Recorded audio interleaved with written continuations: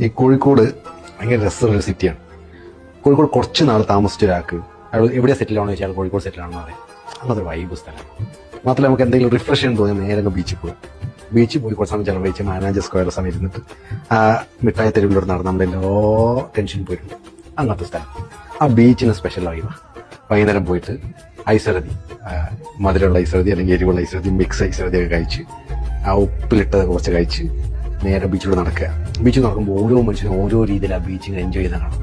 ചില ഫാമിലി ആയിട്ട് വന്ന് അവിടെ ഇരിക്കുന്നുണ്ടാവും, കുറച്ചാൾ ഈ വട്ടത്തിലിട്ട് പാട്ട് പാടുന്നുണ്ടാവും, ചില ആൾ ബാൻഡ് ഉണ്ടാവും, ചുറ്റും ആളുകൾ കൂടുന്നുണ്ടാവും, ചിലപ്പോൾ മെന്റീസ് ആയി ചില ആളുകളുണ്ടാവും. അങ്ങനെ ഓരോ തരത്തിൽ ആ ബീച്ച് എൻജോയ് ചെയ്യുന്ന കുറേ മനുഷ്യരെ കാണാൻ പറ്റും. രാത്രി 1 മണി 2 മണിവരെയൊക്കെ ഫാമിലി ആയിട്ട് അവിടെ സ്പെൻഡ് ചെയ്യുന്നുണ്ട്. ഇങ്ങനത്തെ സിറ്റിയാണ് വേറെ കണ്ടിട്ടുണ്ടാവില്ല.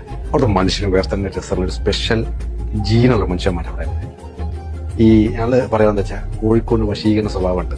നിങ്ങൾ ഒരു തവണ കോഴിക്കോട് പോയാൽ പിന്നെയും പോയിക്കൊണ്ടിരിക്കും.